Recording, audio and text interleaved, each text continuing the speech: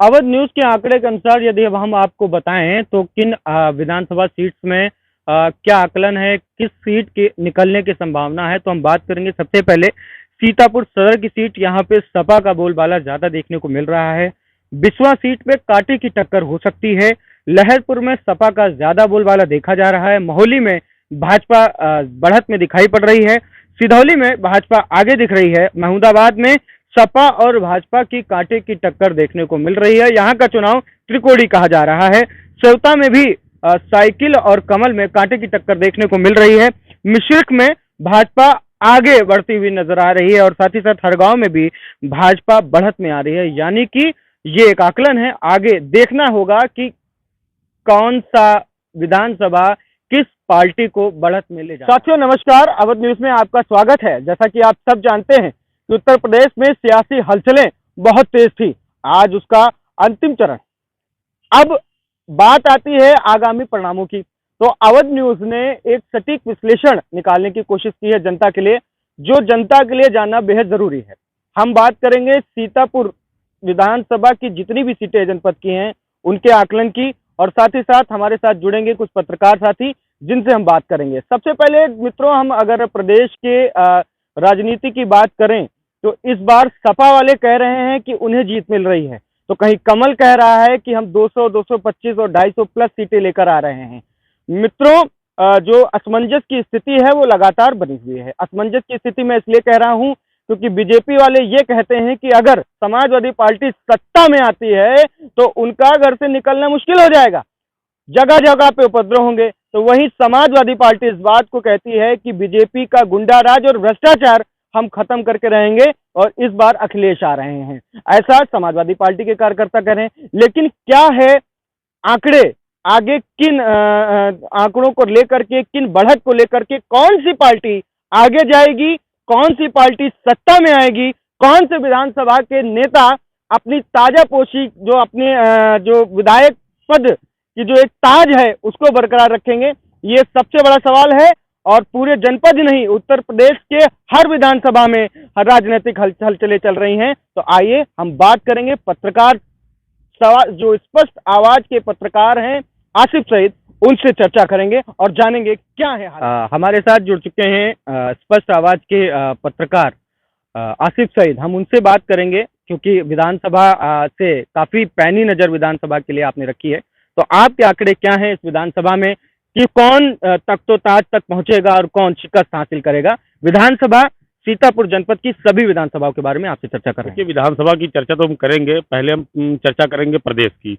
प्रदेश में जो समाजवादी पार्टी की सरकार 2012 की 2017 के बीच में थी, उन्होंने उसमें अपने मुद्दे जो अखिलेश यादव ने अपने विकास कार्य किए थे उनको लेके अखिलेश यादव गए, जनता के बीच 2022 में गए। भाजपा ने जो 2017 में भाजपा को इतना प्रचंड बहुमत मिला था, 300 प्लस हम कह दें, योगी आदित्यनाथ मुख्यमंत्री बने, उसके बाद उन्होंने अपने जो है 5 साल का कार्यकाल उन्होंने पूरा किया। 2022 में वो जनता के बीच गए, वो अपने मुद्दे लेके गए, सपा अपने मुद्दे लेके गई। बीएसपी का कोई चुनाव में आपने भी देखा होगा, कोई अहम रोल उनका कहीं रहा नहीं चुनाव प्रचार में, चाहे मायावती बीएसपी सुप्रीमो उनका कह लिया जाए या और भी बीजेपी के नेता हैं। बीएसपी जो नेता थे वो अधिकतर भाजपा में चले गए। तो बसपा वो 2022 में कोई खास प्रभाव या कोई खास वो नहीं कर पाई है। रह जाई सपा की बात, सपा ने जो काम किया, उन्होंने अपने जनता के मुद्दे जो पुराने मुद्दे थे वो भी नए, कोई गलत बयानबाजी नहीं की। सबसे बड़ी बात जो सपा के साथ थी, कोई गलत बयानबाजी सपा की तरफ से नहीं हुई। अखिलेश यादव ने पूरी चुनाव की जो कैंपेन थी वो अपने हाथ में ले रखा था, मतलब वो खुद ही ज़्यादातर अपने सीतापुर में भी जो उन्होंने एक जनसभा की बिस्वा में सिर्फ, बाकी जो है वो ज़्यादातर खुद ही जिले वाइज उन्होंने कैंपेन किया। मुलायम सिंह यादव जो उनके पिताजी हैं वो 1-2 जनसभाएं उन्होंने किए, शिवपाल भी का कोई खास रोल नहीं रहा, रामगोपाल भी ज़्यादा प्रचार के लिए निकले, डिम्पल भी जहाँ से उप मुख्यमंत्री केशव प्रसाद मौर्य लड़ रहे हैं वहाँ वो प्रचार के लिए सरातू गई थी, वो भी ज़्यादा यूपी में प्रचार के लिए निकली। अखिलेश यादव ही पूरे जो है कैंपेन को आगे लेके 2022 के चुनाव वो लड़े हैं। अब हम बात करते हैं भाजपा की। भाजपा ने प्रदेश में और देश में दोनों जगह भाजपा की सरकार है, तो इस वजह से भाजपा को कहीं ना कहीं कुछ फायदा जरूर मिलेगा इस चुनाव में भी। 2022 के चुनाव में भाजपा ने उससे पहले जो अति पिछड़ा हो या पिछड़ा वर्ग है, तो उन्होंने जो लाभ उन्होंने दिया भाजपा ने, चाहे प्रधानमंत्री आवास हो, जनधन योजना के तहत जो उनको 500-500 रुपये मिलने काम हो, या राशन की बात है, ये तो मध्यम वर्ग है, जो गरीब वर्ग है, ये इससे बहुत जुड़ा, उसको बहुत लाभ मिला है। तो भाजपा कहीं ना कहीं तो इस चीज़ में तो प्लस है, इस चीज में प्लस है और उसको इसका लाभ मिलेगा। अच्छा, आप बसपा को किस जगह पे फिट करेंगे? बसपा के जैसे महमूदाबाद की बात कर ली जाए, महमूदाबाद में उन्होंने बसपा से 2007 में मीसा मबारी जी लड़े थे, बसपा ने 2022 में उनको ही पुनः टिकट दिया। प्रदेश में तकरीबन अमूमन सीटों पे बात की जाए तो बसपा ने मुस्लिम प्रत्याशियों को चुनाव लड़ाने का काम किया है, बसपा का जो अपना है। अब तरह तरह तरह की चर्चे हैं कि मायावती ने जो है भाजपा के खिलाफ नहीं बोला, सिर्फ सपा के खिलाफ बोला। हालांकि पहले ये देखिए 2019 में सपा और बसपा दोनों मतलब एक दूसरे के जो धुर विरोधी थे, उन्होंने चुनाव लड़ा, उसमें फायदा बीएसपी को हुआ, न कि सपा को हुई। सपा 2 सीटें माइनस हो गई, 7 से 5 पे आ गई, बसपा 10 पहुंच गई जो शून्य थी। लेकिन 2022 में हालात बदले, मायावती ने कहा कि हम अपना अलग चुनाव लड़ेंगे, सपा ने कोई गठबंधन नहीं हुआ। कुछ लोगों का ये भी मानना है कि मायावती जो बहुजन समाज पार्टी की मुखिया कही जाती है, वो भाजपा की तरफ झुकाव करेंगे यदि गठबंधन की स्थिति आती है।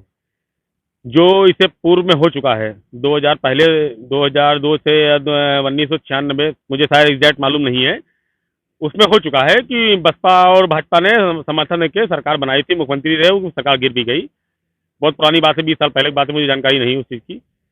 हो सकता है 2022 में। अच्छा, सीतापुर के विधानसभाओं की सीटों के बारे में यदि चर्चा की जाए तो किन किन विधानसभा की सीटों पे भाजपा की बढ़त रहेगी, साइकिल की बढ़त रहेगी, हाथी की बढ़त रहेगी, मतलब कहाँ कहाँ क्या क्या होने वाला है? पहले बात करते हैं सीतापुर सदर की, जो अपना जिला मुख्यालय है, हम पहले वहां शुरुआत करते हैं। सीतापुर सदर से राकेश राठौर गुरु, क्योंकि शुरू में जब टिकट मिला तो लोग कंफ्यूज रहे, क्योंकि राकेश राठौर 2017 में चुनाव लड़े थे, 2017 में चुनाव लड़े थे भाजपा से, वो चुनाव जीते।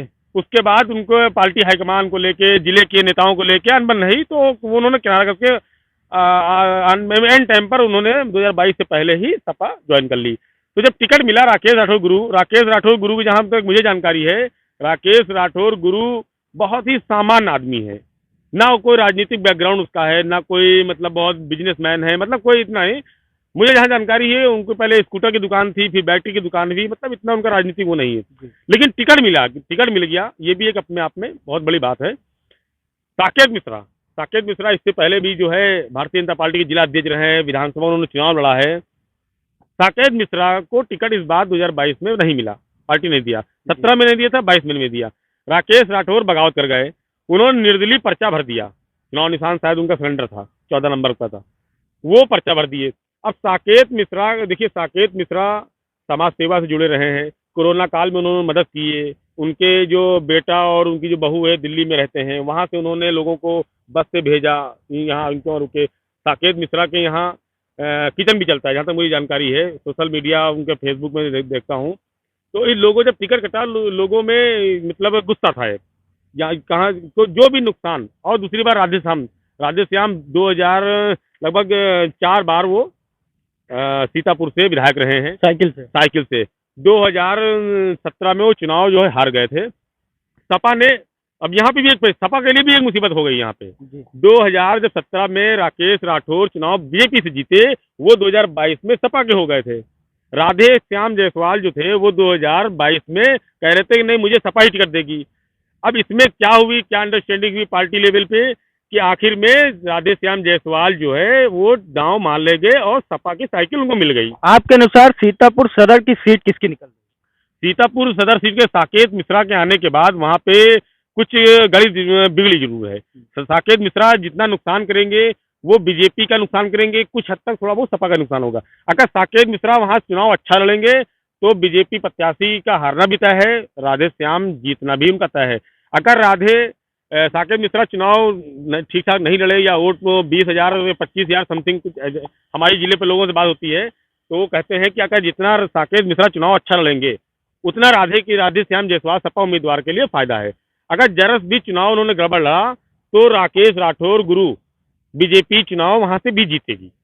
ये लोगों का ऐसा मानना है। हम चाहते हैं कि थोड़ा चलते चलते इस पर चर्चा जी पर जी। चर्चा करें। तो अब हम बात करेंगे सेवता विधानसभा से संबंधित सीट की, उसमें आपका आकलन क्या कहता देखिए, सेवता विधानसभा में महेंद्र सिंह जीन बाबू है? जी लगभग 20 सालों से विधायक थे वहां पे। 2017 में उनका भी टिकट कटा। 2017 में भी उनका टिकट कटा। शिव कुमार गुप्ता जी वहां से चुनाव लड़े, सपा के सिंबल पे चुनाव वो हारे। ज्ञान तिवारी जी वहां चुनाव लड़े, चुनाव जीते। अब हम 2022 की बात करते हैं। 2022 में महेंद्र सिंह जीन, क्योंकि शिव कुमार गुप्ता भाजपा में चले गए थे, जीन बाबू 2022 में साइकिल लाने में सफल रहे। उन्होंने बहुत दमखम से चुनाव लड़ा।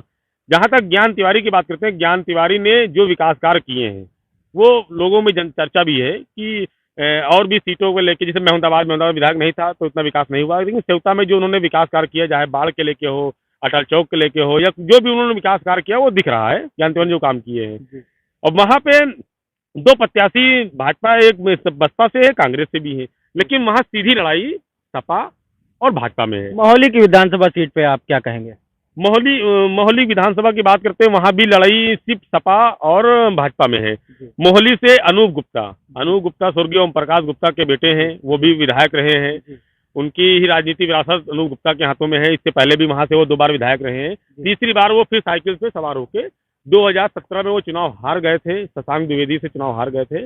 इस बार भी वहां भी बहुत कांटे की लड़ाई है, क्योंकि बीजेपी जो प्रत्याशी है उनके लिए सबसे जो मुफीद का काम कर रहा है, तो 2 नाम, मोदी और प्रदेश में योगी।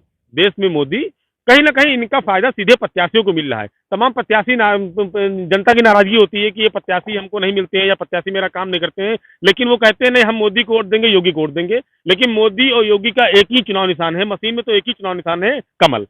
तो कहीं ना कहीं इन लोगों को फायदा वो नाम का मिलता है। अगर हरगांव की सीट की बात की जाए तो उस पे आप क्या कहेंगे? देखिए, हरगांव भी बहुत दिलचस्प लड़ाई है।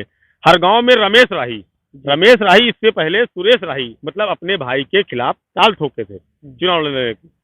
इस बार वो क्या हुआ, जब रामेश भारती जो बसपा सरकार में, जिस तरह कह लीजिए कि मिनी मुख्यमंत्री सीतापुर कहे जाते थे, रामेश भारती मंत्री भी रहे, कैबिनेट मंत्री रहे हैं, वो सपा में चले गए।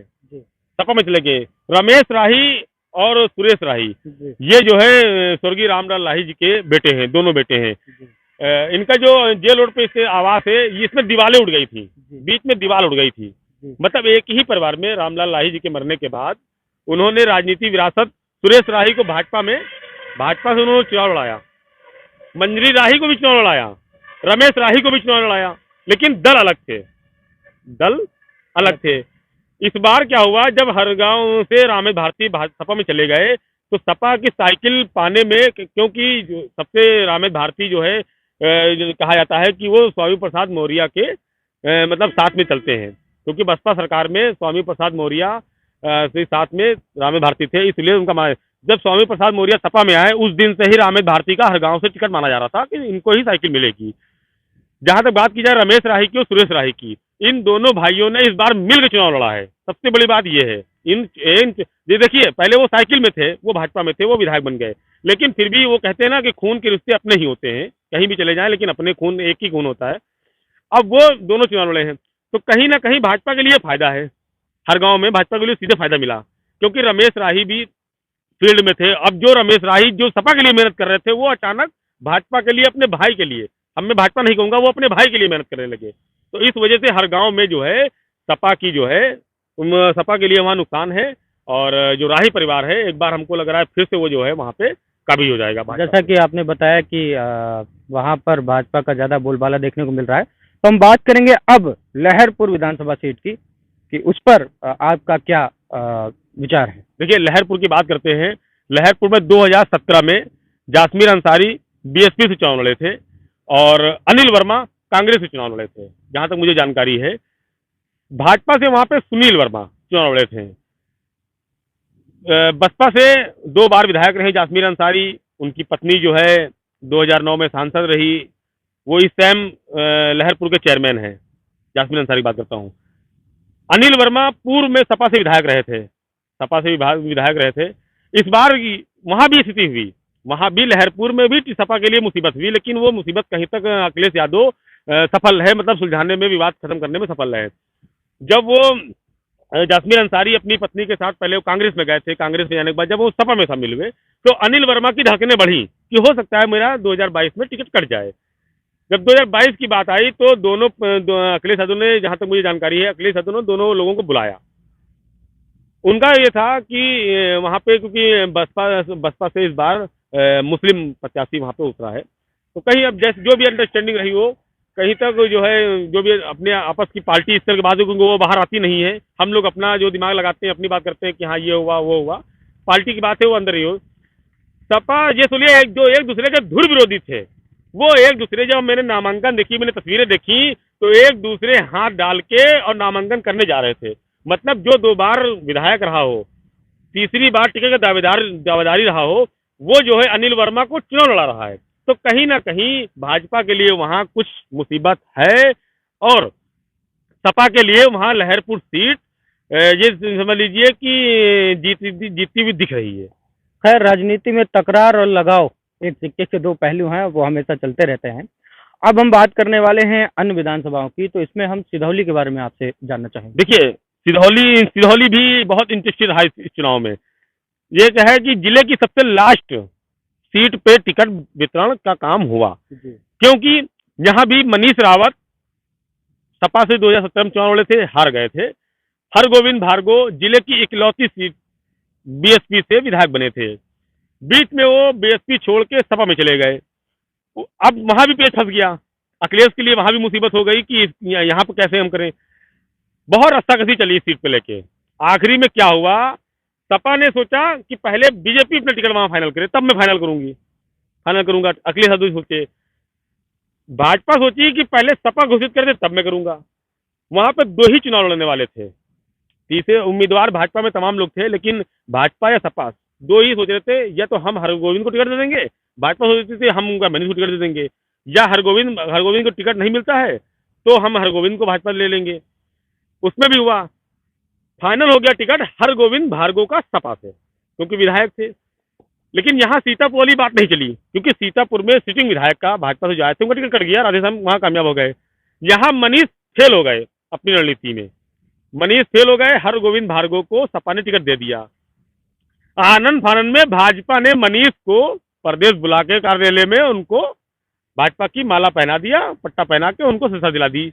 उनको टिकट मिलना तय हो गया था, लेकिन तकरीबन 4 या 5 दिन के बाद मनीष रावत का आखिरकार टिकट फाइनल हो गया। मनीष रावत का जो टिकट था वो सपा से कटा और वो जाकर के भाजपा में शामिल हो गए। तो आप इस पे क्या आकलन लगाते हैं कि मतलब क्या जो जनता होगी उसकी सहानुभूति मनीष रावत के साथ रहेगी? देखिए, वहां भी कुछ पेच हुआ, कुछ समस्या वहां भी आई। जिले की कोई भी विधानसभा भंग नहीं की गई समाजवादी पार्टी की तरफ से। जिला अध्यक्ष ने लेटर जारी किया कि सिधौली विधानसभा की समाजवादी पार्टी भंग की जाती है। कहीं ना कहीं जो समाजवादी पार्टी के कार्यकर्ता थे उनका मनीष रावत प्रेम था, तभी तो वहां की विधानसभा भंग की गई। हरगोविंद भार्गव ने इसकी शिकायत की कि जो समाजवादी पार्टी का जो कैडर है या समाजवादी पार्टी जो मतलब कार्यकर्ता है वो सपा का न समर्थन करके वो मनीष रावत में अभी भी, जब मनीष रावत की बात की जाए, मनीष रावत की उप मुख्यमंत्री केशव प्रसाद मौर्य आए थे, उनकी मंच से, देखिए ये होती है राजनीतिक में, उन्होंने सपा के लिए अपील कर दिया। मतलब जो आदमी इतनी साल उसी का विधायक रहा हो और उसके बाद उसी मेहनत किया हो, तो कहीं ना कहीं उनका सपा प्रेम भी वहाँ मंच से झलका। या इसको इस तरीके से भी लिया जा सकता है क्योंकि अनुमान जब आदमी बोलता है तो एक फ्लो में बोलता है, और वो समाजवादी पार्टी कई बार वो बोलते आए हैं, कई मंचों से बोलते आए हैं। वहाँ पे हरगोविंद भार्गव जो हैं वो कहीं ना कहीं जो बीएसपी का कैडर उठे उसमें सेंध लगाने में सफल हैं। अच्छा, हम बात करेंगे अब बिस्वा विधानसभा की सीट पर, इस पर आपके क्या विचार हैं? देखिए, बिस्वा में भी बहुत ही मतलब रोमांचक वहाँ की कहानी है। बिस्वा की अफजाल कौसर 2017 में अफजाल कौसर वहां से सपा के सिंबल पर चुनाव लड़े थे। निर्मल वर्मा वहाँ बीएसपी से पूर्व विधायक रहे हैं, वो जो है लड़ने की कोशिश कर रहे थे। 2022 में वो टिकट की दावेदारी कर रहे थे कि मुझे टिकट सपा से मिलना चाहिए। सपा से टिकट उनका नहीं मिला। अखिलेश यादव ने अफजाल कौसर को दोबारा मौका दिया, उनको साइकिल पकड़ा दी कि आप विधानसभा आइए। पूरे सीतापुर जिले में वो कहीं प्रचार करने नहीं गए, सिर्फ बिस्वा में उन्होंने प्रचार किया, अब्जाल के लिए प्रचार किया। सारे प्रत्याशी भी मंच पे जिले पे वहां पे 9 की 9 विधानसभा के थे। निर्मल वर्मा ने भाजपा ज्वाइन करके, पहले ये देखिए, राजनीति में कुछ भी संभव है, कुछ भी असंभव है। ये कोई नहीं कह सकता कि राजनीति में क्या नहीं हो सकता, राजनीति में कुछ भी हो सकता है। निर्मल वर्मा तबकि वहां पे भाजपा में बगावत हुई। बगावत ये हुई कि 2017 में महेंद्र यादव जो हरदोई के रहने वाले हैं, वो बस बीजेपी से विधायक बने थे। 2017 में विधायक बने थे। 2022 में जिले की तकरीबन सभी सीटों पे भाजपा ने अपने उम्मीदवार जो है घोषित किए थे, मोहाली और बिस्वा को छोड़ के, और सिधौली तो उसी चक्कर में था कि किसको पहले आप देंगे, इस चक्कर में लग गया था। लेकिन मैं 2 सीटों की बात करूंगा। उसमें क्या हुआ, महेंद्र यादव का टिकट कट गया, शशांक द्विवेदी का टिकट होल्ड था, लेकिन वो कहीं ना कहीं टिकट पाने में सफल हो गए और टिकट की उन्होंने घोषणा करा ली, टिकट उनका भी हो गया। बिस्वा से उनका टिकट कट गया, बिस्वा से महेंद्र यादव का टिकट कट गया। वहां पे एक भाजपा के कार्यकर्ता है सलील सेठ, वो भी बहुत दमखम से चुनाव जो है प्रचार कर रहे थे। जैसे साकेत मिश्रा सदर के लिए वो कर रहे थे कि हमको टिकट मिलेगा, उसी तरह वो भी थे वहां पे, उनका भी टिकट के वो भी उन्होंने बागी उम्मीदवार बनके वो भी चुनाव लड़े हैं। सलील सेठ बागी उम्मीदवार बनके चुनाव लड़े हैं। और निर्मल देखिए पहले, जिनको मतलब सपा के लिए वो मतलब जितने दौड़ात कर रहे थे कि मुझे टिकट मिले, सपा ने टिकट उनको नहीं दिया, भाजपा ने उनको अपने पाले में, जबकि निर्मल वर्मा जिले के और जब नेता शामिल हुए भाजपा में, तो प्रदेश अध्यक्ष या कोई नेता उनको शामिल कराया। जब ये निर्मल वर्मा शामिल हुए तो इनको जो है लक्ष्मीकांत वाजपेयी, जो यूपी के प्रदेश अध्यक्ष रहे हैं पूर्व में, इस समय जो है ज्वाइंट कमेटी के प्रदेश अध्यक्ष हैं, उन्होंने ज्वाइन कराया और उनको टिकट मिल गया। तो इस वजह से बिस्वा में कहीं ना कहीं, अब देखिए, भाजपा में रामपाल यादव एक अपने आप में नाम है बिस्वा में, क्योंकि वो एक मतलब ये जो कह लिया जाए कि यादव में उनकी मतलब बहुत मजबूत पकड़ है। जिस तरीके से हम कहें, चाहे जिला पंचायती अध्यक्ष का मामला हो, सत्ता से टकराने का हो, यहाँ तक उन्होंने अखिलेश यादव से टक्कर लेकर अपना साम्राज्य, अपनी राजनीति उन्होंने खत्म की। लेकिन वो मतलब वो अधिक आदमी है। बिस्वा जो है, बिस्वा कहा जाता है कि यादव बाहुल जो है इलाका है, यादव है, कुर्मी है, मुस्लिम है। लेकिन कुल मिला के अब ये देखिए, अपर्णा यादव मुलायम सिंह की बहू है, प्रतीक की बहू मतलब पत्नी है। वो सीतापुर जिले में कहीं नहीं गई प्रचार करने के लिए, वो बिस्वा आई प्रचार करने के लिए। तो इसका कहीं ना कहीं बीजेपी को फायदा मिलेगा। और रह गई बात अफजाल कौसर मामूली 10,000 शायद 8,000 9,000 के समथिंग चुनाव वो हारे, 10,000 के अंदर वो चुनाव हारे थे। उस बार चुनाव में यादव जो था, जो सपा का यादव वोट है, वो बीजेपी के साथ चला गया था, अफजाल वहां से चुनाव हार गए थे। इस बार यादव सपा कितना पाने में कामयाब है, ये तो आने वाला जो है भविष्य बताएगा। बीएसपी से वहां पे मुस्लिम प्रत्याशी हाशिम अंसारी हैं, वो क्या नाम जो चुनाव लड़ रहे हैं, ये कितना नुकसान पहुंचाते हैं। जो भी नुकसान होगा ये सपा का नुकसान करेंगे, बीजेपी का भी नुकसान होगा वहां पे, क्योंकि सलील सेठ वहां पे जो भाजपा के कार्यकर्ता थे वो वहां चुनाव लड़ रहे हैं।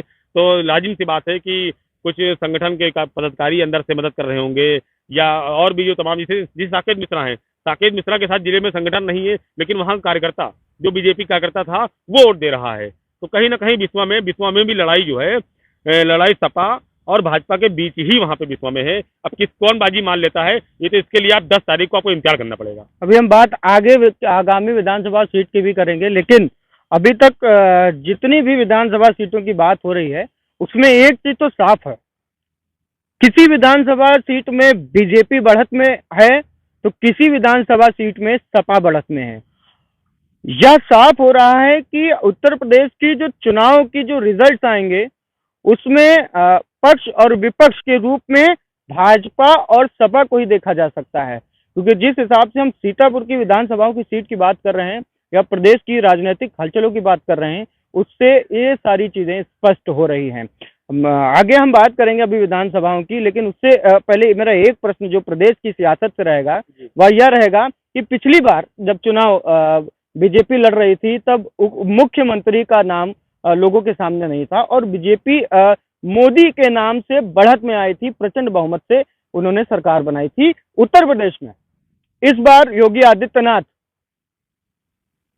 खुल के सामने आ रहे हैं, सीएम का फेस जनता के सामने खुल के आ रहा है।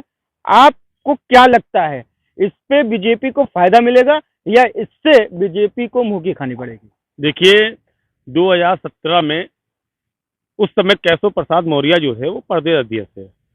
लोग दावा कर रहे थे कि मुख्यमंत्री रेस में वो हैं, योगी आदित्यनाथ का कहीं नाम नहीं था।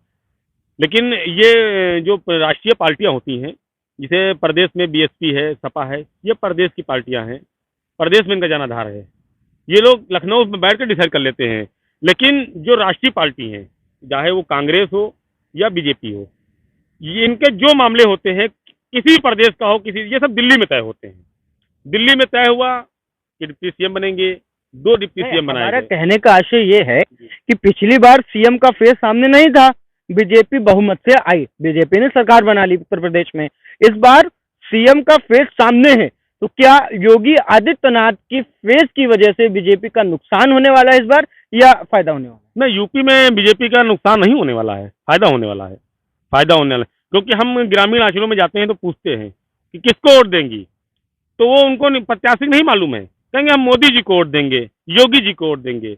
तो ये नहीं कह सकते हैं कि आप जो है इनका फायदा मतलब नुकसान मिलेगा, फायदा जरूर मिलेगा। यानी कि पिछले उत्तर प्रदेश के चुनाव में वन वे कम्युनिकेशन देखने को मिला, एक सूत्रीय संवाद देखने को मिला। इस बार मोदी 2022 में मोदी योगी का है, मतलब टू वे कम्युनिकेशन, 2 सूत्रीय संवाद देखने को मिलेगा, जिसके माध्यम से हम ये कह सकते हैं कि बीजेपी अपना वर्चस्व दिखा सकती है। अब हम बात करने वाले हैं मिश्रिक सीट की। मिश्रिक सीट पे आपका क्या कहना है? देखिए, मिश्रिक सीट जो है वहाँ पे स्वच्छ सीट है।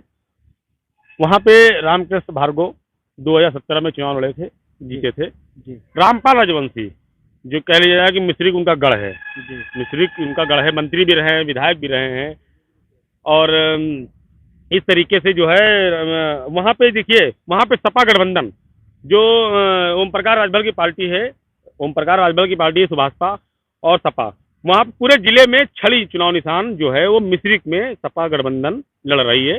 रामपाल रामपाल राजवंशी के जो बेटे हैं मनोज राजवंशी, वो वहाँ से चुनाव है, वहाँ भी जो है लड़ाई है।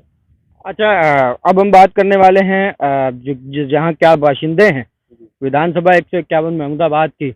यहाँ पर कुछ हमको भी पता है कि यहाँ पर बहुत तकरार चल रही है भाजपा और सपा, और बसपा भी जो है कुछ चुनाव के कुछ सप्ताह पूर्व कहें या कुछ दिनों पूर्व कहें, वो बढ़त में आ रही है, ऐसा लोग कह रहे हैं। इस पे आपका क्या सटीक आकलन है? देखिए, 2017 में समाजवादी पार्टी पूरे जिले में साफ हो गई थी। इकलौती सीट थी, वो भी कम अंतराल से, देखा जाए लगभग 2000 समथिंग 1906 वोटों से समाजवादी पार्टी यहाँ पे सीट जीती थी। नरेंद्र सिंह वर्मा यहाँ पे चुनाव जीते थे। आशा मौर्य 2017 के चुनाव में बीजेपी से यहाँ तकरीबन 1 दर्जन से अधिक उम्मीदवार थे जो टिकट के आवेदन किए थे। महमूदाबाद चाहे वो पूर्व पालिका चेयरमैन रहे हों या और भी लोग रहे हों, वो यहाँ से भाजपा में आवेदन किए थे, तकरीबन 1 दर्जन लोग। लेकिन किसी को टिकट न देते हुए प्रदेश ने और हाईकमान ने सीधे आशा मौर्य लखनऊ की रहने वाली हैं, वो यहाँ पे चुनाव लड़ी थी। तकरीबन 80,000 समथिंग वो वोट पाई थी, सेकंड नंबर पे रही थी, बहुत मामूली अंतराल से वो चुनाव हारी थी। 2022 में नरेंद्र सिंह वर्मा सपा से चुनाव लड़ रहे थे। 2017 में आशा मौर्य चुनाव लड़ी थी, वो 2022 में पुनः टिकट पाने में कामयाब रही। पुनः टिकट पाने में इस बार आवेदनों की संख्या दोगुनी तिगुनी थी, ये कह लिया जाए कि 3 गुना थी तिगुनी। उसमें भी वो आशा मौर्य टिकट पाने में कामयाब रही। और सूबे के मुखिया भी यहाँ आए प्रचार करने के लिए, उप मुख्यमंत्री भी अहमदाबाद प्रचार शुरू में आए थे, लोकार्पण कर गए थे। योगी जी भी यहाँ प्रचार करने आए थे, तो वो टिकट पर। अब हम बात करते हैं बीएसपी की। बीएसपी में 2007 में चुनाव जो है मीसा अंबार रजवी, जो अंबार साहब के बेटे हैं, वो चुनाव लड़े थे। तकरीबन 68,000 समथिंग वोट पाए थे। कुछ 10,000 या 13,000 समथिंग, 13,000 कुछ वोटों से शायद, मुझे एग्जैक्ट मालूम नहीं है, उस चुनाव हारे थे। तब बीजेपी यहाँ पे नहीं थी, तब जो है सपा और बीएसपी में सीट टक्कर हुई। 2022 की बात कर ली जाए तो मिसम जो है 2017 के चुनाव में बीएसपी से प्रदुम वर्मा चुनाव लड़े थे, तो मुस्लिम जो नरेंद्र सिंह वर्मा को साइकिल को जो वोट मिला था, वो तकरीबन 80% वोट जो है नरेंद्र सिंह वर्मा को मुस्लिम वोट मिला था। देखिए, कहीं किसी सीट पे जो है मुस्लिम वोटर जो होते हैं वो सीट निर्णायक होते हैं, वो जिस ओर जाते हैं। इस बार 2022 के चुनाव में देखा जाए तो मिसा अंबार रजवी, जो उनकी नहीं, जो उनके पिताजी हैं डॉक्टर अंबार रजवी, तो उनका हम तो नाम ही नहीं ले सकते हैं कि उन्होंने क्या नहीं किया है महमूदाबाद के लिए। और वो पूरी अपने हाथ में चुनावी बागडोर लिए, कुछ हद तक मुस्लिम वोट काटा, जो वोट काटा वो जो है उन्होंने काटने में कामयाबी हासिल की है। डॉक्टर अम्बार रिजवी ने जो काम किए हैं, उन्होंने अपने काम दिखाए, काम लोगों को बताए।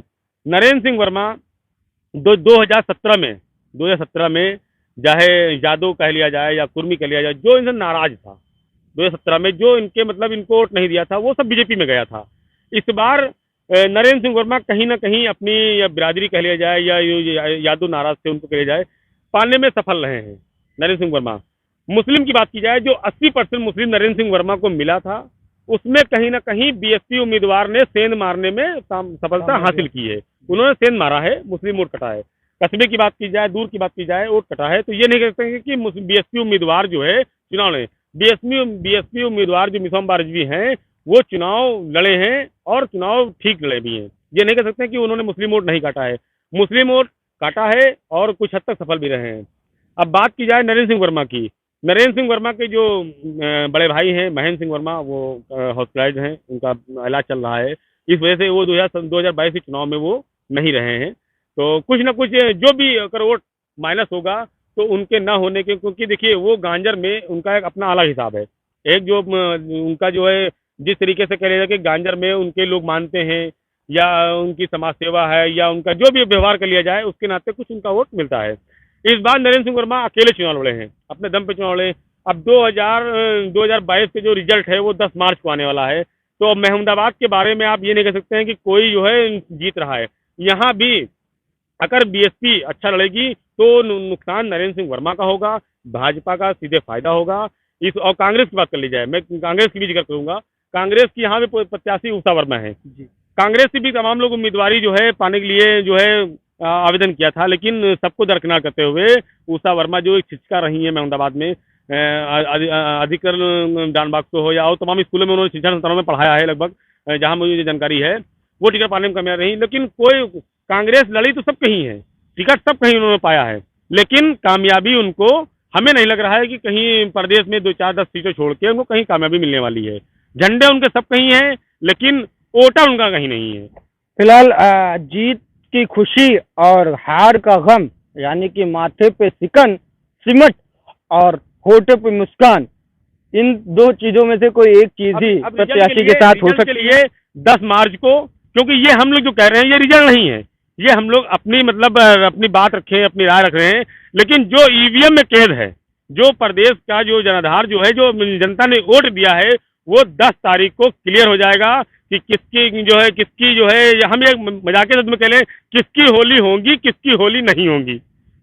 चलिए, बहुत अच्छी बात है। किसकी होली होगी, किसकी होली नहीं होगी, ये 10 मार्च के रिजल्ट में साफ हो जाएगा और वहीं से तय होगी यूपी की सियासत। क्योंकि ये जो सीटें हैं ये बेहद अहम मानी जाती हैं।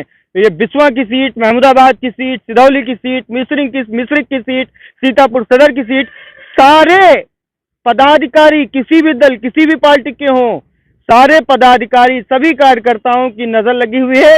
फेसबुक या अन्य सोशल मीडिया पे लगातार वादे और दावे किए जा रहे हैं। कुछ लोग तो कतार में इस तरीके से खड़े हैं कि भाई लग लो, बदलो, 1000-1000, 10,000, 1-1 लाख, 2-2 लाख बदलो, आएगी तो भाजपा ही, या कोई अगला जो उनका विरोधी है वो कह रहा है आएगी तो सपा ही। तो इसमें जो है काफी जीत और हार का सामना देखना पड़ सकता है प्रत्याशियों को। और साथ ही साथ जो ये शर्त लगने वाली चीज सामने आई है, इसमें भी काफियों को फायदा और काफी को नुकसान देखने को मिलेगा। कस्बे का भी यही हालात है। अमूरा हम बाहर की बात पहले नहीं कहेंगे, पहले कस्बे की बात कहेंगे।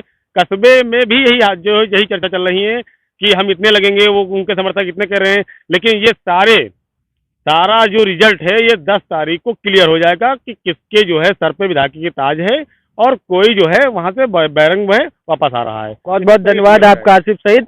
लगातार अपडेट्स के लिए देखते रहे अवध न्यूज। ये कोई आंकड़े नहीं थे, ये कोई पोल्स नहीं थे, ये एक विश्लेषण था, ये एक रिसर्च थी जिसको हमने आपके सामने रखा है। अब इंतजार हम सभी को है 10 मार्च की शाम का, जब हम सब सुनेंगे कि कौन जीत का तख्तो ताज पहन रहा है और कौन शिकस्त देख रहा है। लगातार अपडेट्स के लिए बने रहिए अवध न्यूज के साथ।